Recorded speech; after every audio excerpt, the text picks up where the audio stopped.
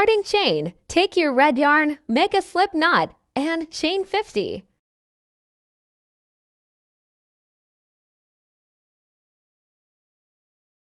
Base rows. Skip the first chain and make one single crochet in the second chain.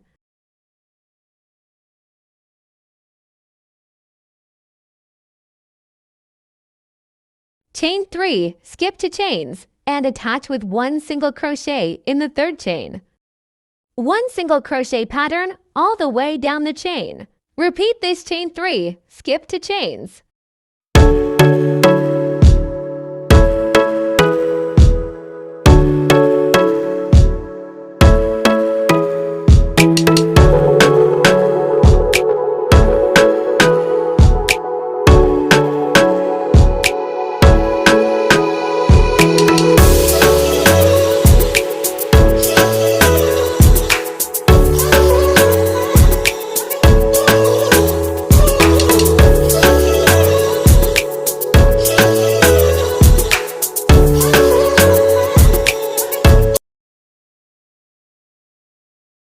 Petal formation.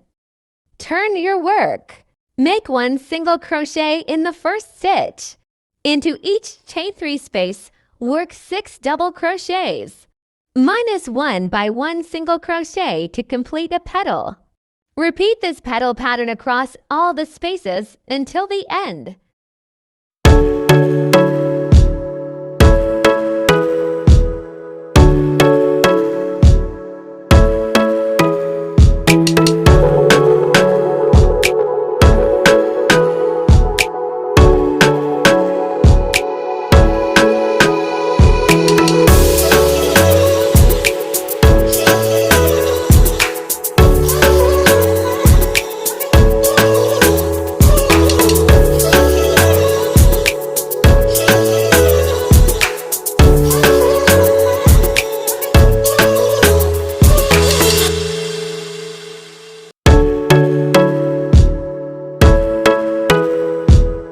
Assembly. Cut your yarn, leaving a long tail for sewing. Roll the crocheted strip tightly into a rose shape and secure it at the back using your needle and yarn tail. Make a total of 2 identical red roses.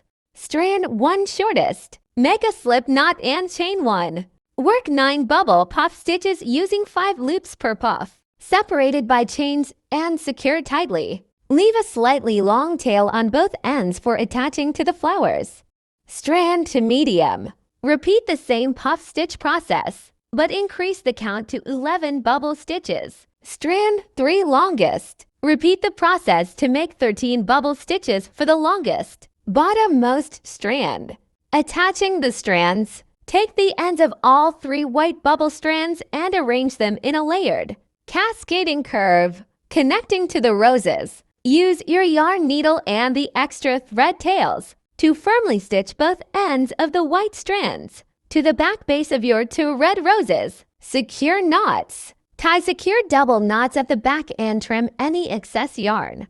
Here's the final result. How to wear. You can attach bobby pins, snap clips, or hairpins to the back of the roses to easily style this gorgeous gajra in your hair. Thanks for watching.